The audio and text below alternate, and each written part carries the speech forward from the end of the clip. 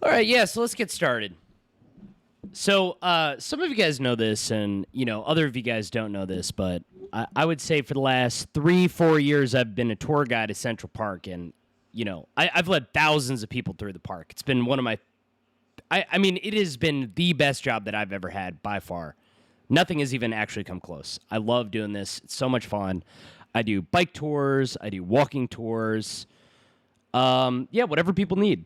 And groups could be between 1 people or 12 people. So we get all sorts of different sizes. People are interested in all sorts of different stuff. So I've had the great pleasure of sort of adjusting to what different groups are interested in and kind of coming out with really a really nice 2-hour tour of the park, giving people sort of like the highlights reel of Central Park. I bring them to sort of, all the must-see areas. And what I do is I try to cover a wide range of topics, so there's a little bit of something for everybody as we go along. Just give me 1 sec. I can hear I can hear myself in the other room over here, which is not good. Basically, I started giving tours in 2018. Really, I had never been to Central Park before. But, I applied for the job. The company I work for, I found it on Indeed, and they had me send in sort of like an audition tape. Just explaining something I'm interested in and, yada, yada, yada. I sent it in. At the time, I was working at a ramen restaurant. And this was it was a crazy ramen restaurant because I was getting trained in the kitchen. All the guys were from Guatemala. They spoke no English, no Japanese. And they were training me how to use the kitchen, speaking no English. It was like a horrible experience. So, 5 months later, when I finally got the call about Central Park, it was like a huge, huge blessing. So I'm like, oh my God, I don't have to make ramen anymore. I could just hang out in Central Park. This is great. But yeah, we can get started.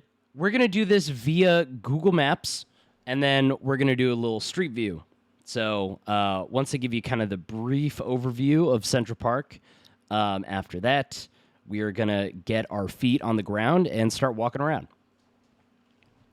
So, I mean, as you guys can see, this is Manhattan. This is the full size of Manhattan right here.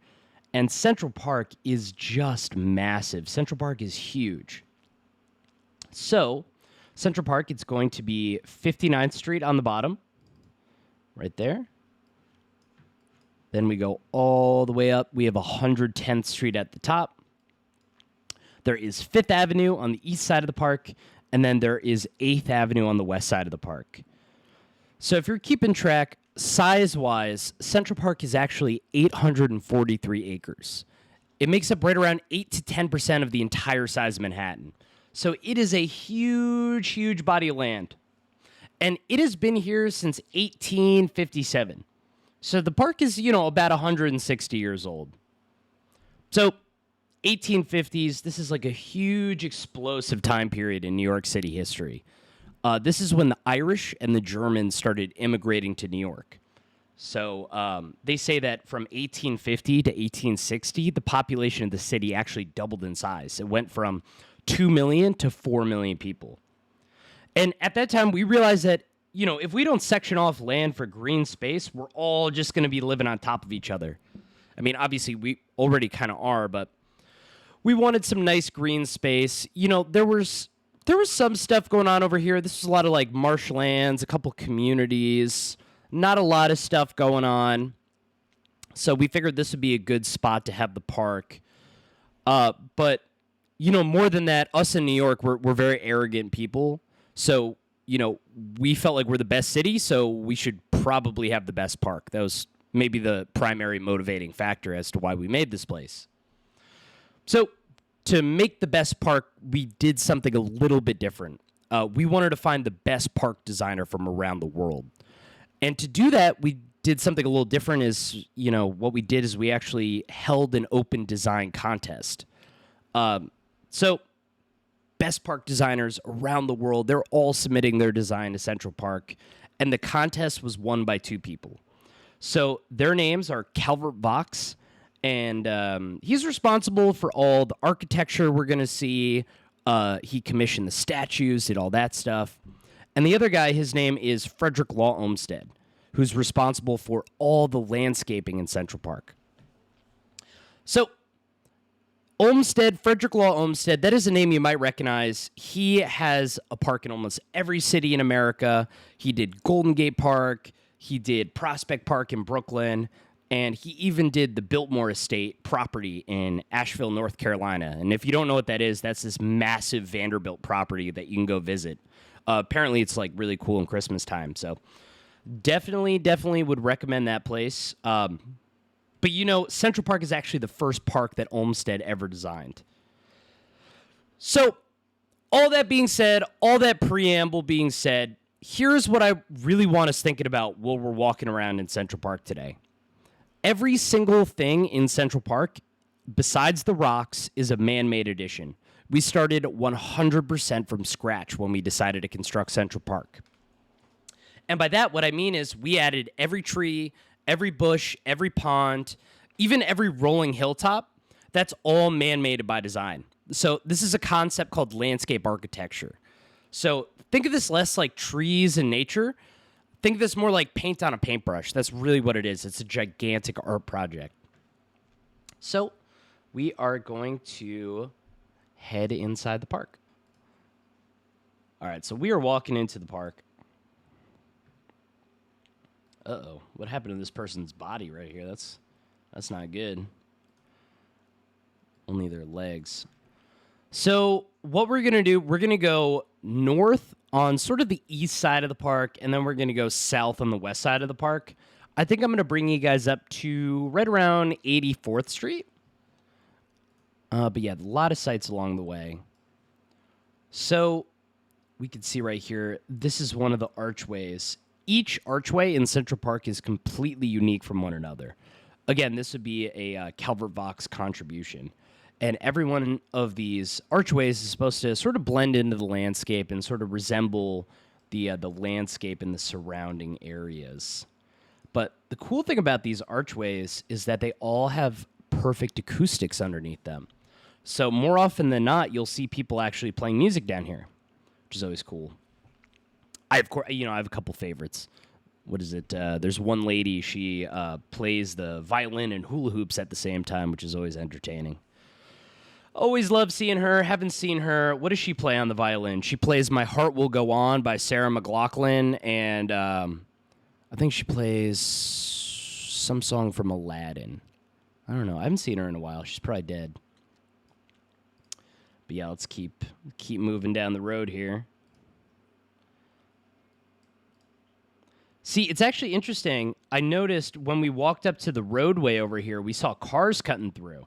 So that means that they took these photos of the Google Street View, before 2018. Because as of June of 2018, I believe it was June 21st, 2018, they stopped letting cars cut through the Central Park roadway, which has been awesome. All right, so we are starting to see some of these big boulders, which are incredibly notable. Look at how big these boulders are. And we can see some on the right-hand side over here, too. So big boulders. These are actually the only indigenous things in Central Park, these big rock formations. These are 300-million-year-old glacial rocks. They've been around since the Ice Ages. And these are actually part of Manhattan's natural bedrock. So back in the day when we constructed Central Park, what we had to do in order to get deeper into the ground is we had to drill holes in the bedrock, place gunpowder, and explode this entire plot of land. They said that we use more gunpowder here to blow up the bedrock than we did during most Civil War battles. At the time when they were blowing all these rocks up, they hadn't even invented dynamite yet. So that's why they were using gunpowder. But yeah, these are nice rocks. They got nice aesthetic value. People like sunbathing on them. Some of them are actually big enough where people will go bouldering on them, which is pretty interesting. Oh, this guy looks shady. Look at him. I don't trust this guy. Whoa. Creepy. We're going to stay away from him. I like how they blur out everybody's faces. It's like a crime scene. Making our way downtown, walking fast. This must have been around the summertime. Actually, we'll see. The cool thing about Central Park is that the place looks completely different every couple months. So, in April, you're going to get all the cherry blossoms, the tulips, the magnolias. Summertime, we're talking roses. You can even find some raspberry vines. We're talking lilacs, lilies.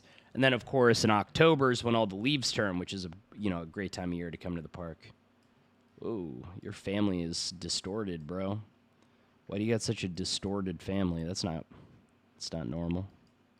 What country are you from? Look at this. Yikes.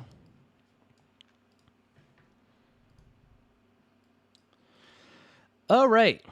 So this right here is the world famous Central Park Carousel. So let's get a good look at this. Yeah, this is the carousel right here. So from what I understand, this is actually the second oldest carousel in the entire country. The oldest one is in Martha's Vineyard. This has been maintained and operated by the Trump family. So the Trump family, they've been maintaining and operating the carousel and also the ice skating rink. But as of this year, that they removed their ownership. That was like a de Blasio thing. He removed the ownership. But yeah, it's a great carousel. A couple bucks. You pay a couple bucks, you get to ride on this. Most things in Central Park are free. This is one of the things that you do have to pay for. All the horses, they're all hand-carved. They have genuine instruments that play in the middle area. It was cool. I got to do a bike tour with my grandma. And, my grandma used to be a teacher in the Lower East Side. And she would tell me that once a year she'd always bring the kids over here to the carousel. So I always think that's really nice.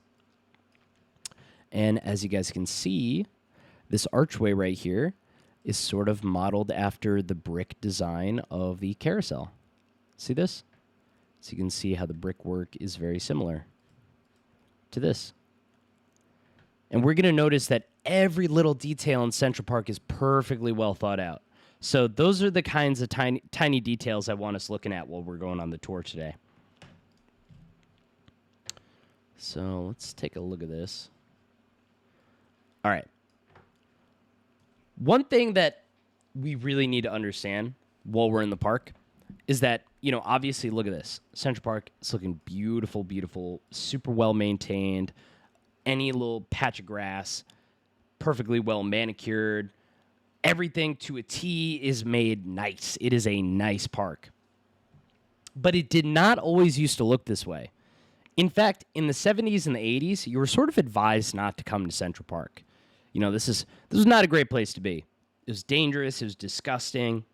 The city basically let the park fall apart.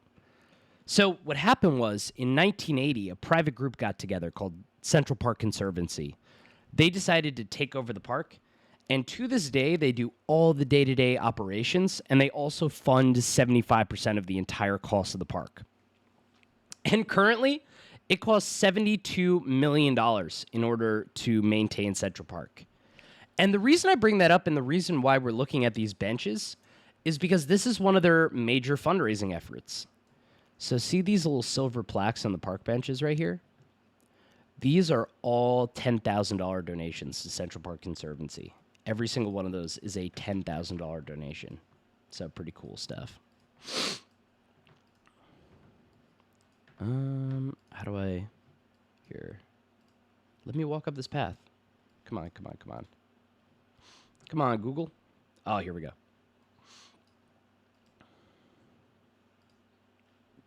Come on, let me keep walking. Google. Oh. Yes. There we go. Man, this is tough, man. This is like walking in a wheelchair or something. Excuse me. Walking through, coming through. Excuse me. Yeah, see all these cars in here? So there are no longer cars that are allowed to cut through Central Park. See all this? So back in the day, I used to have to lead tours in Central Park, and we would have to deal with all this traffic. I would have kids on the tours. It was like a total freaking nightmare. But, now they actually don't even allow cars to cut through here. It's like one of the few things de Blasio did that I really appreciate is cutting the cars out of Central Park, which I really like. So we're going to be walking along here. I'm going to bring you guys to one of the most iconic parts of the park, and it will lead us to maybe the most iconic part of the entire park. Dude, what is up with this crazy-ass blur? What is this? What the hell? It's like a leaf. Ah. Oh, yeah, so this has to be like springtime. It looks like the trees are just kind of blooming right now.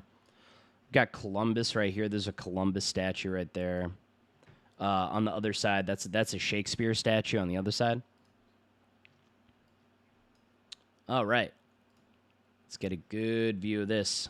Hey, look at this guy. Look at him. He seems friendly. He seems like a friendly guy. I like him.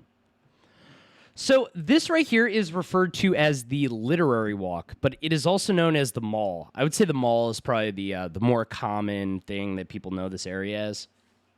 So interestingly enough, this is actually the only straight pathway in all of Central Park, and it's going to lead us to the architectural grand achievement of Central Park. It's called Bethesda Terrace. So the reason why we call this the Literary Walk is because on either side of us are going to be notable literary figures. So one of these guys is Walter Scott. The other guy is Robert Burns. But if we take a look at the ground right here, this right here, it's kind of tough to see, but this is a compass, and this is actually bringing us due north. This is bringing us due north right here, which is pretty cool. So yeah, only straight path in the park, brings us due north. But to me, the most special part of this area are going to be the trees on either side of us. So these are called American elms trees. These are actually endangered, the American elms. So this is, from what I understand, the largest collection of American elms in the Northeast. So as I said, this is a concept called landscape architecture. So nothing is by mistake. Everything is by design. They designed the trees and they placed the trees so that as you're walking down the path, as you can see, like, look up, see how there's sort of a canopy of trees? That is all on purpose. They want to give you a canopy so that on a hot summer day, you get as much shade as humanly possible. So it's a nice, breezy walk. So we're going to walk down this path here. Thank you all for tuning in, by the way. Hope you're having a good time. Definitely a lot to see in the park today. Look at this piece of shit. You're not supposed to be biking on this path, you fucking idiot. Look at this piece of human dog shit. Look at you with your red fucking bike, idiot. Get the fuck off there. Get to the bike path, idiot. Who do you think you are? You're going to get somebody hurt. Stupid idiot. This guy... He's teleporting. Oh my God. I hate him. Oh my God. When will we be free of him?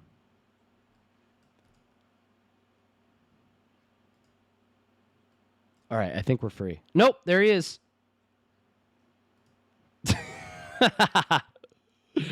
Oh, that's so funny.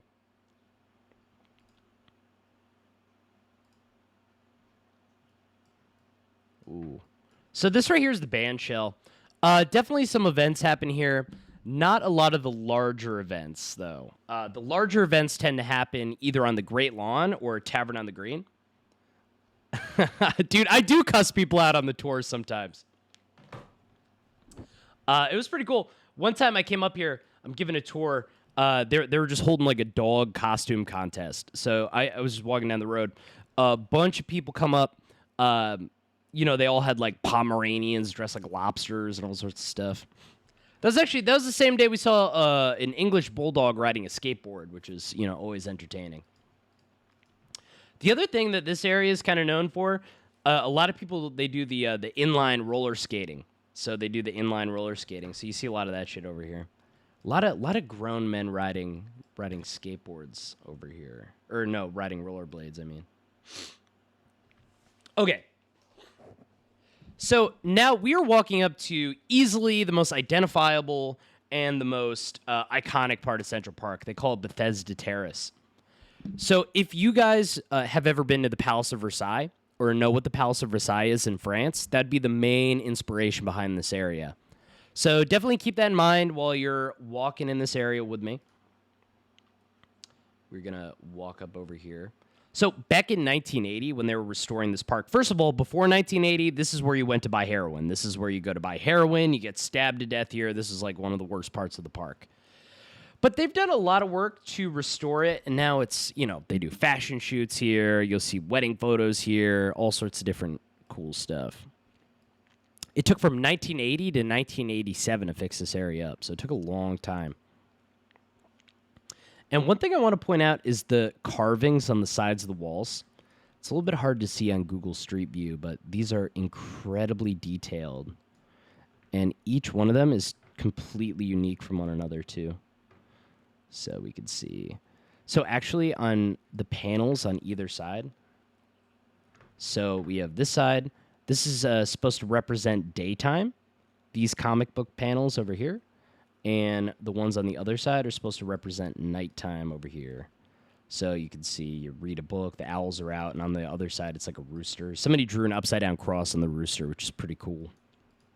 Left that up for like a whole year. This is a great spot if you need to use the bathrooms. If anybody ever needs to use the bathrooms on one of my tours, I always bring them here. You're not going to let me go down? Are you fucking serious? Oh, my God. Must be shooting something down there. Whoa. Man, your legs are all fucked up, bro. Oh, here we go. Okay, so we can walk this way. Yeah, so this is Bethesda Terrace. This is the terrace way right here. So this is actually one of the older parts of the park. This was actually first developed in 1871, and it looks exactly like it did back in the day. So we got a couple things here. Of course, we have the fountain as the centerpiece. That went up in 1871 as well. That was designed by a woman named Emma Stebbins, who's actually the only female sculptor at the time in the park. So, interestingly enough, Emma was actually in a relationship with a woman. Ooh, spicy. Little lesbian relationship in the 1800s. So, interestingly, I keep saying interestingly. Everything is interesting, though. Emma designed the face of the angel to look like her wife's face. So one thing I've learned since I've been doing these tours is that statue designers, they'll use faces they recognize. It makes things a lot easier for them. So yeah, this is Bethesda Terrace. It's pretty cool over here. I mean, this area, it will get busier than Times Square here. Hot summer day, Sunday, 6 o'clock. This will be full of people. Lot of grifters come over here. There's a group of guys that I love. They what is it? They have like all like Gucci, Louis Vuitton. They ride hoverboards, and they have snakes. They have giant boa constrictors. So you'll see a guy. He'll hoverboard up to Bethesda Terrace, and he'll have a Louis Vuitton luggage container, and he'll come up, go to the terraceway, unzip it. The whole thing is just full of snakes. You're like, what the fuck? This guy's crazy. And then you'll just be walking on Bethesda Terrace, and then he'll just put a snake around your neck. You're like, what the hell is going on? So you got to watch out for the snake guys. There's a bunch of guys, they have big bubble wands, too. I mean, half those guys, I would never let them near my children. They're really scary. Half of them look like they're in a militia. I think they're actively trying to, I won't say what their intentions are, but they kind of freak me out a little bit. But yeah, I would say this area, although it's beautiful, it's probably better for people watching, to be honest with you. Any horses over here? No horses. This is where, like, if you're walking around Central Park, this is where you see, like, a whole bunch of horses and pedicabs kind of stabled up. Oh, yeah. You want to see? I'll show you later on. That's called the Glapscow Bridge. That's by the plaza. So we're a little bit north from that. That is in the southeast section of the park. That's going to be by the zoo. Right now, if you ever saw Stuart Little, I'm bringing you to, what is it? It's called the Conservancy Pond. Bringing you over that way. Man, they got to take some new photos of the park, I'll tell you that much. But yeah, if you ever saw Stuart Little, you'll definitely recognize this area.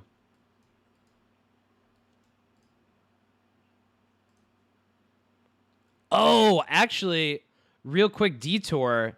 Here, we'll come back here just real quick. I want to show you guys.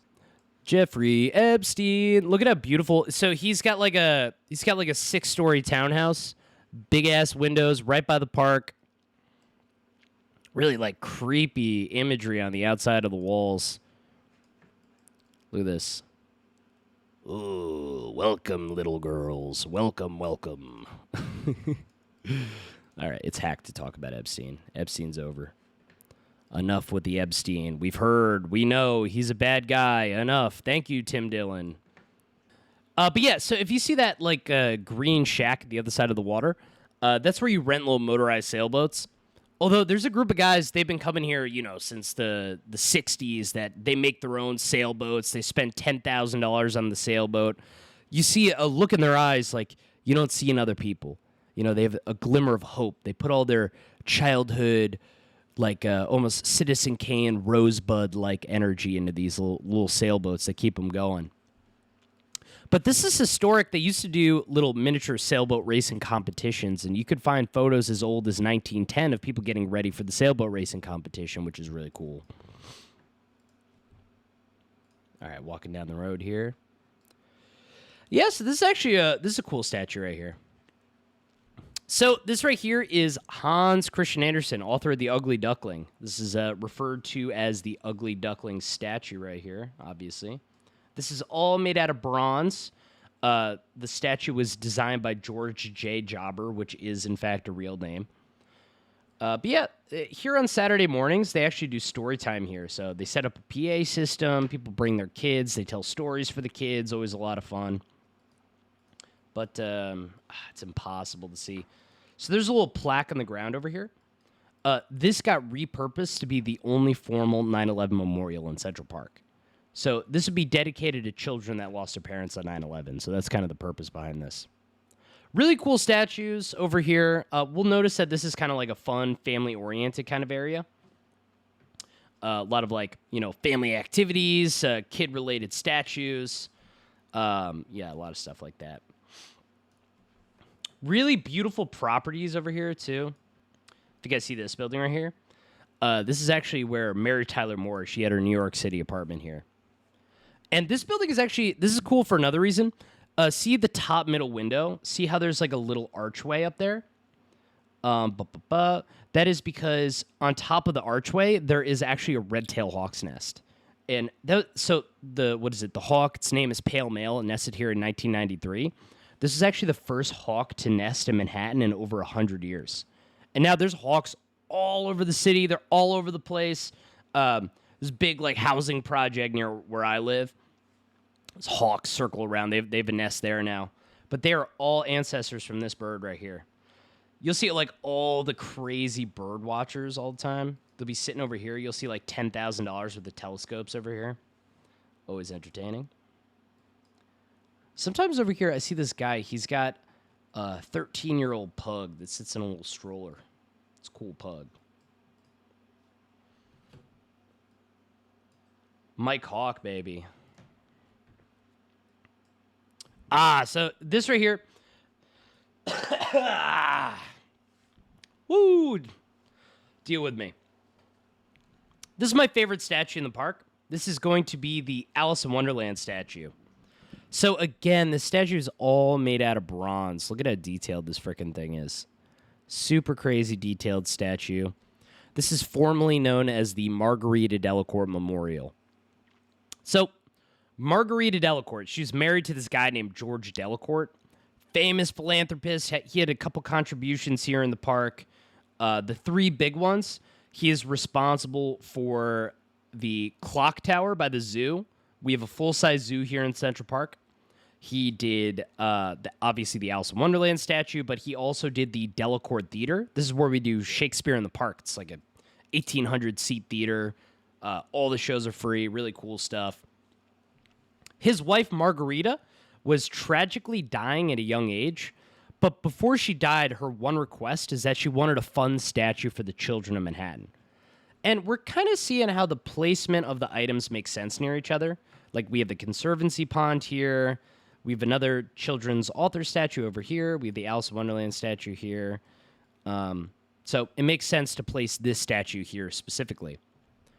So similar to the Bethesda statue, Alice's face was designed to look like Margarita Delacourt's. And the Mad Hatter's face is designed to look like George Delacourt's. And we can see he's an ugly, fugly looking guy. Here, let's take a look at George Delacourt here. Look at him. What a freak. What a disgusting freak. His photos got taken in 2013, by the way. But yeah, look at how detailed this is.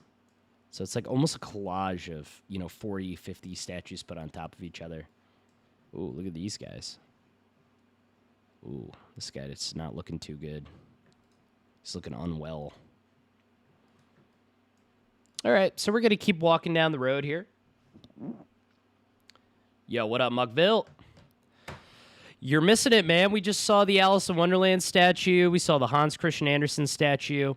Oh, wait, hold up. Let's walk backwards a little bit. Oh, my God. This is so crazy. So this right here, this image that we're looking at above the tree line now is all freaking huge skyscrapers. It's called Billionaires Row. So luxury residential properties. We're talking $80 million apartments. We're talking $90, $100 million, $150 million, up to $300 million properties. These photos got taken in 2013. There would have been only one Billionaires Row building completed at the time. That was called 157. Those are all on 57th Street. Really ugly-ass fucking buildings. So it's crazy because New York, we sell these $100 million properties, and people actually don't even live in them. These are like kind of ways for people to launder their money, is having these big luxury residential properties. They say that the purchased apartments on 57th Street have a 20% occupancy rate. So people just buy them, they don't live in them, or like let's say like some Saudi national has some shithead kid that wants to live in New York for one summer. They'll buy him a $100 million apartment. It's really fucking stupid. But yeah, we'll keep walking down that. We don't have to think about all that stuff. But yeah, it's like the purchase of these apartments, it makes sense if you think of it this way. Let's say that you poisoned a river in Zambia, but you got a lot of money because of it. You just buy an apartment, then you're good to go. Just wash the money a little bit. Pay some taxes in New York, you're good to go.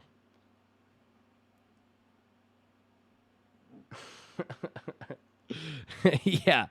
Well, you have to remember all those old kids' books, like all the Hans Christian Andersen books and like Brothers Grimm and all them. They are really creepy, creepy books. It's another archway here. Again, every single archway in Central Park is totally unique from one another. Every single one of them. Perfect acoustics underneath. Really great places if you're trying to play music. This is a pretty popular sledding hill right here. A lot of the times near these trees, you'll see little sandbags near the trees. A lot of kids like sledding over here. We're just about at the 80s. We're going to see a big building coming up right in front of us. That is going to be the Met. That is the Metropolitan Museum of Art. All right, so we are walking up this path here. God, get out of my way, bitch.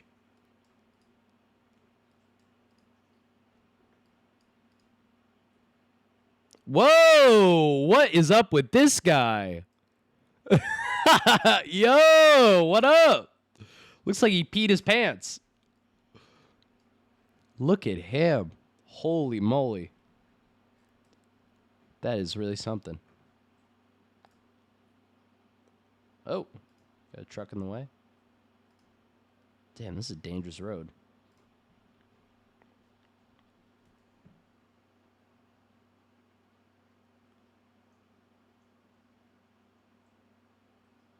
Oh, yeah. Comedy Fight Club, hate to say it, but pre-pandemic, Comedy Fight Club was the inferior of the two roast battles. The New York Comedy Club roast battle had much higher standards. All right, so we're walking down the road. The statue right behind us, this was a gift from Poland. A lot of guys say he looks like the Burger King right here. Look at this guy. The Burger King.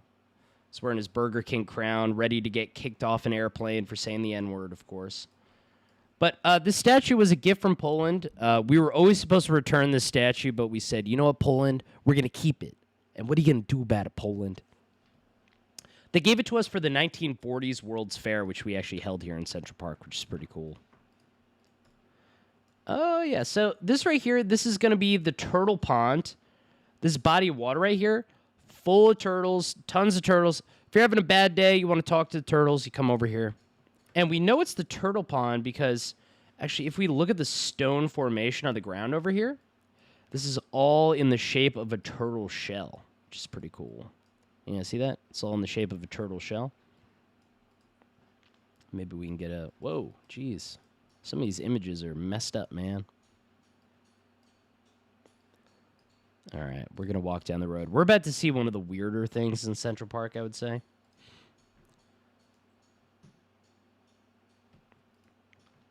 Yeah. So take a look at this. This right here is a genuine Egyptian obelisk. So this actually came from Egypt. There's only 3 of these in the Western world. There's one here, one in London, and one in Paris. Let's try to get a good view of it. So this is about 3,000 years old. It's referred to as Cleopatra's Needle right here. So it was gifted to us by the Vanderbilt family. Brought it here by boat around the turn of the century. And, yeah, now we just put it in the park. The reason why we put it here is if we walked right outside of the park, which is on basically the other side of this hilltop, we'd make our way to the Met, the Metropolitan Museum of Art.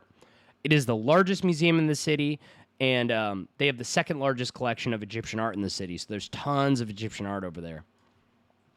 But yeah, really I mean, you're just walking in Central Park, you're like, why is there a giant Egyptian obelisk in here? This is like a crazy thing. It doesn't make any sense why we have a big-ass fucking obelisk in here.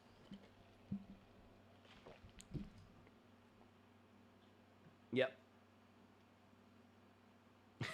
Yeah, exactly. Definitely brings a lot of voodoo energy in here, too.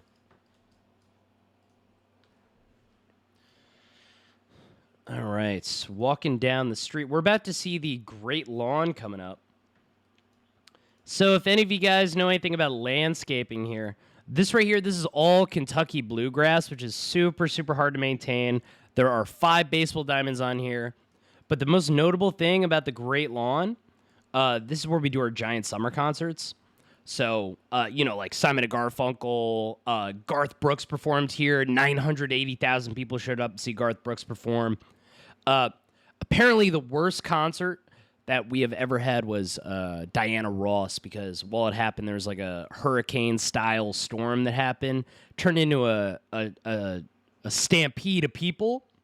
And a bunch of people died, actually, which is pretty sad. But, you get what you get for going to a Diana Ross concert, I suppose. They announced this year we will be doing a summer concert. And you'll love this.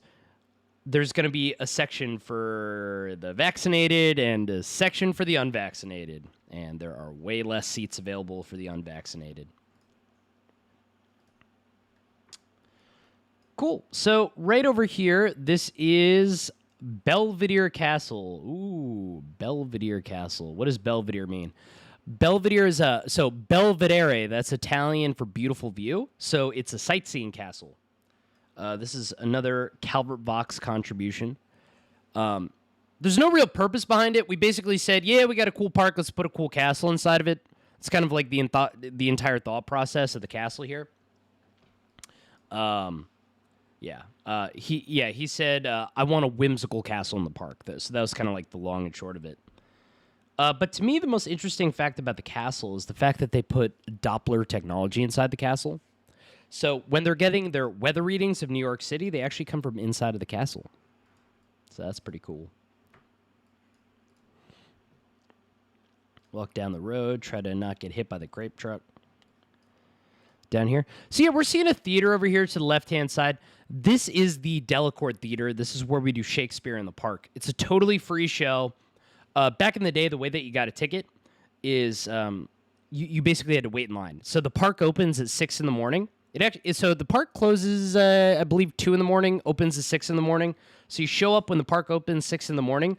You wait in line until noon. And then you get your tickets at the ticket booth. So that was really the only way to get a ticket. But now they do it through It's like an online lottery system. It's an app called Today's Ticks. So you just sign up through the app. Bing, bang, boom. Easy. But the line would... see, we're actually seeing people waiting in line for Shakespeare in the Park right here, which is pretty cool. Look at this. So these guys have been waiting here since 6 in the morning. Look at these psychos. They just camp out here. This is the line for Shakespeare in the Park. This is what it looks like. Wow, that's so cool they caught it on a day where people are waiting in line for this shit. Look at how many people. They wait in line for hours and hours and hours. Wow, look at this. This is so cool that they caught a Google Street View on the day people were waiting in line for Shakespeare in the Park. I love this. Damn. Is that the end of the line? No, that's not even the end of the line. It keeps going. Why do people like waiting in line? I wouldn't wait in line for my mother's funeral. Why are these people waiting in such a long line?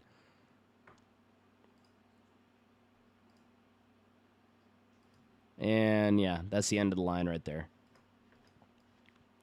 Wow. These people are psychotic. Why would you wait in line for this long? I mean, we're talking 5-6 hours. Sometimes you walk around Rockefeller Center, you'll see people waiting in line for a full day to get tickets to SNL. To see Pete Davidson. I'm going to wait a whole day outside to see Pete Davidson because his dad died in 9/11.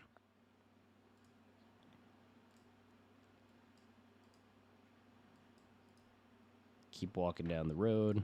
Yeah, damn. These people are psycho, man. All right. Bathrooms here. If you guys need to use the bathrooms, you could use the bathrooms. Otherwise, we're going to keep walking down the road.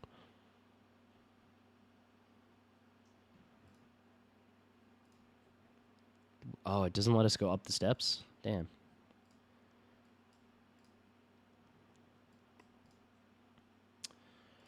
Cool. So, this right here, this is referred to as the Shakespeare Garden. So, this garden right here is what they call an English cottage-style garden. So, it's built to kind of look overgrown. It's an overgrown kind of style. But the cool thing about this garden is that every single plant in this garden has been mentioned in a Shakespeare show. So, it's a very meticulously well-thought-out garden. And while you're walking in there, you'll actually see they have little plaques on the ground which show you where all the plants have been referenced. So definitely very meticulously well thought out garden. And the crazy thing is, a lot of the plants in there are annuals. So they'll have summer annuals and spring annuals. So even in between the seasons, they're ripping half the garden out, starting completely over. So a lot of work goes into maintaining this garden here. This right here, this is the Swedish cottage. Ooh, this was a gift from Sweden. They gave it to us for our Centennial Festival in where was it? In Philadelphia. So when America turned 100, they gave us this nice cabin. This caught the eye of Olmsted, who was at the festival. And yeah, they brought it in here. Apparently, when we brought it to the park, though, we turned this into a tool shed and got Sweden real pissed off. They felt very disrespected by the fact that we just turned this into a tool shed. So in 1940, we had a traveling puppet theater company. They came and set up in here. Ooh. Damn. There we go. Traveling puppet theater company got set up in here. And that's what it is to this day. This is a child's theater and a puppet theater. So that's what this is. Keep walking down the road here.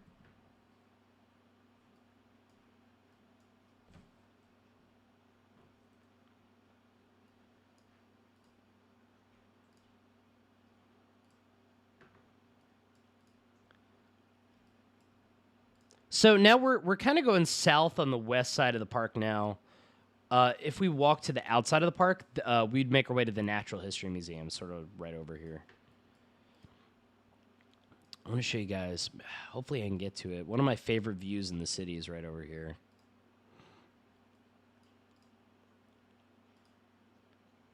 Will it let me walk down this path? Oh, yeah. Sweet.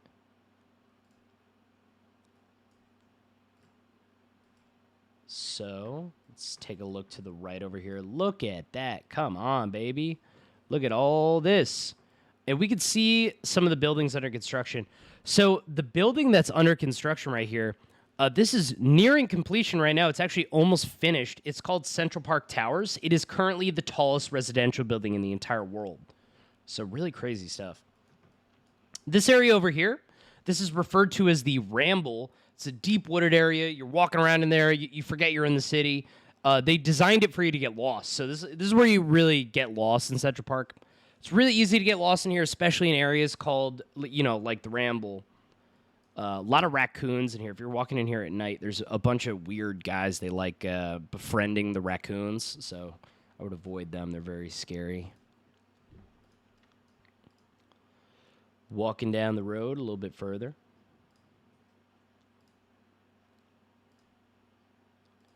Next up, I'm going to show you guys the world-famous Dakota Building coming up.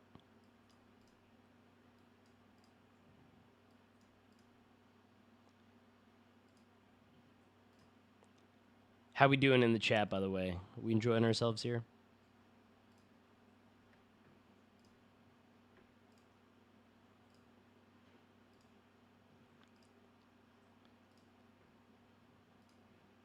All right, here we go.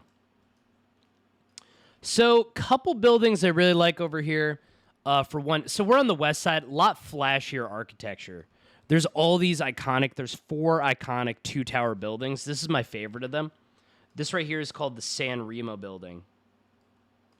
This is what they call a Beaux Arts style piece of architecture. Really, like luxury living, crazy luxury living. Bono, he's got the North Tower penthouse. He paid $30 million from it. He actually bought that one from Steve Jobs. But, what is it? Steven Spielberg has lived here, Tiger Woods, all sorts of different famous people. Really beautiful building. I love all the French architecture on the west side of the park. Like you can see another one of the 2-tower buildings right here. This one is more of an Art Deco style building. This is called the Majestic Building. It's where like Marilyn Monroe used to stay here. It used to be a hotel back in the day. Apparently, like a lot of mob-related shootings would happen outside here too. So they actually gave it the nickname the Murder Hotel. But most importantly, this right here is the world-famous Dakota Building. This is the oldest building in the area. How do I get a good view of this? Damn, son. I want to see a damn Dakota Building. What the fuck? What the fuck? I got trapped under a bridge. Get me out of here. They trapped me under a damn bridge. North of Tavern on the Green. Oh, right here. Okay. Yep, we're back. I mean, we can get a pretty good view of it from over here. So, yeah, like I said, this is the Dakota Building. It is the oldest building in the area by far. This went up in the 1800s. A lot of the other buildings went up, around 1910, 1920, around that time period. In fact, the reason they called the Dakota Building, they said there were no other buildings around here at the time. It was so far away from every other building that it might as well be in the Dakotas. That's where the name comes from. So most famously, there's 2 things that people know this from. Number one, if you ever saw Rosemary's Baby, this is where the movie took place. That's a movie with Mia Farrow, horror movie. Really good. If you're into like 1960s New York City lore, it's a really, really good movie. Beautiful, beautiful movie. And the other thing people know from is the fact that this is where John Lennon and Yoko Ono lived. And yeah, this is actually where Yoko Ono still lives here. She is older. I think she's 88 now. She was 15 years older than John Lennon. Still lives here. So they have the 7th floor apartment. We could see where the top railing is right here. And apparently, from what I understand, she's just been purchasing apartments inside the building. So the Dakota is what they refer to as a co-op building. So everybody in the building, they have joint ownership of the building. So you don't rent or buy these apartments. You are a shareholder. And to get into the building, you have to, there's like a co-op board. You got to be approved. So when apartments become available, they prefer selling inside of the apartment instead of outside of the apartment. So she's just been scooping up apartments. From what I understand, she owns the entire building from the top railing all the way around the building. So pretty significant portion of the Dakota Building. But yeah, this is where John Lennon was actually shot and killed on December 8th, 1980. See where these two potted plants are? This is basically exactly where John Lennon was shot. They were coming back from recording Yoko Ono's first album. And a guy named Mark Chapman came up, shot him in the head. If you don't know anything about that, Mark Chapman was actually a huge John Lennon fan. He had developed sort of like a really unhealthy parasocial relationship to him. And, Mark Chapman was a really religious guy. So when John Lennon would say things like the Beatles are more popular than Jesus, that had like a really bad psychological impact on him. But he was also like really influenced by the book Catcher in the Rye. In fact, he had a copy of Catcher in the Rye in his pocket the day he assassinated him. So yeah, basically, Mark comes up, shoots him in the head. If you know Yoko Ono, her first album, again, they were coming back from recording Yoko Ono's first album when he got shot. Her first album cover is John Lennon's bloody glasses from, I think it's this window with Central Park in the background. So really creepy stuff. She's quite the woman, huh? So originally, from what I understand, the memorial for John Lennon was right outside of the building. But the problem is so many people were coming and paying their respects, they actually had to dig it out of the ground, pick it up, and move it inside of Central Park. So we're going to go take a look at that. It's an area called Strawberry Fields. If you don't know the origin of the name Strawberry Fields, it is actually the name of an orphanage that John Lennon was associated with. Damn, let me in. Damn. Doesn't bring me to Strawberry Fields? What the hell?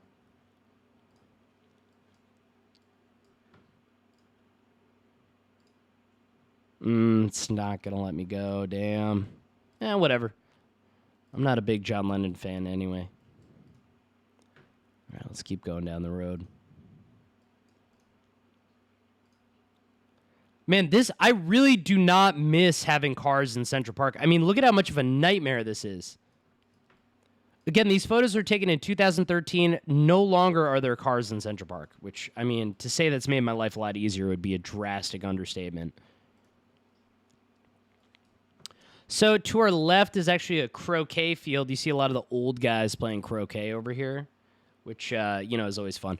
I always say Central Park is the vibe of, like, if you're rich in the 1800s. Like, this is how you feel if you're, like, a rich person in the 1800s, go on a horse-drawn carriage ride, you play some croquet, you watch some croquet. That's kind of like the overall feel, You feel like you're, like, a Vanderbilt or you're, like, J.P. Morgan or something like that. Look at this guy right here. Whoa.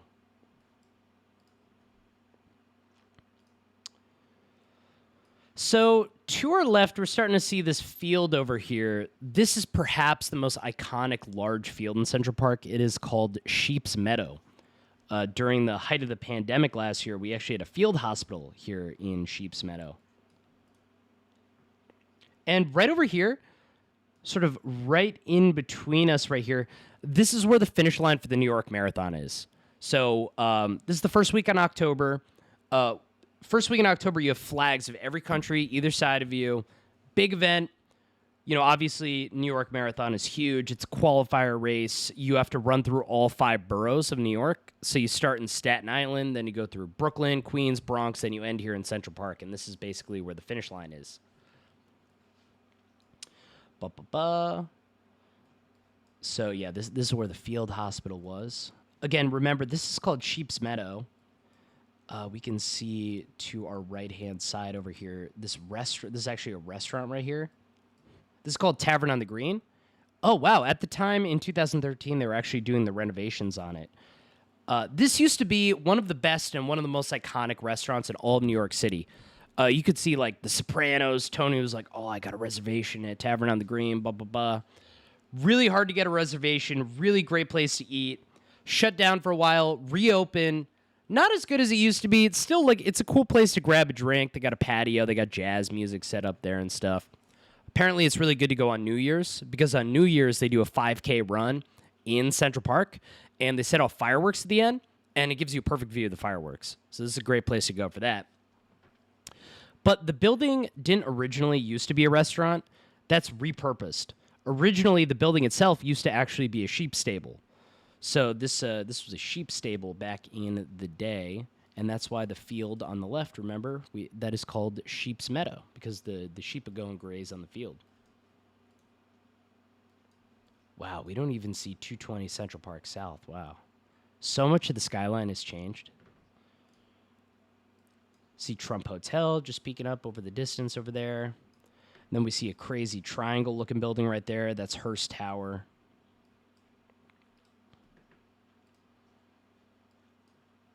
Yeah, this roadway is huge, by the way. So it's a 6.02-mile one-way road. It goes all the way around the park.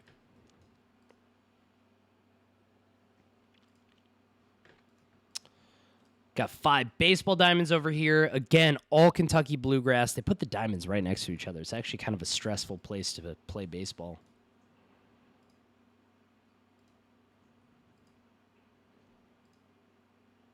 And what is it?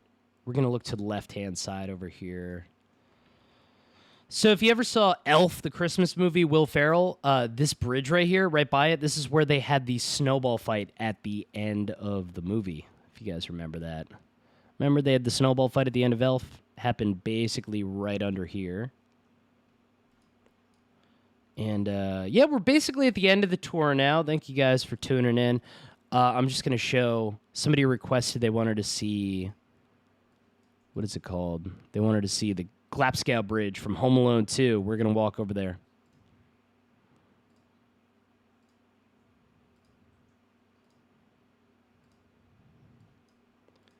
Walking down the road.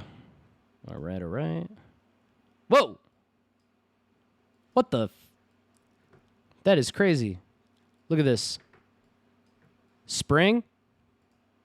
Winter. It is desolate. Everything has died.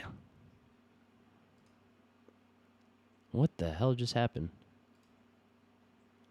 And now it's spring again. Spooky.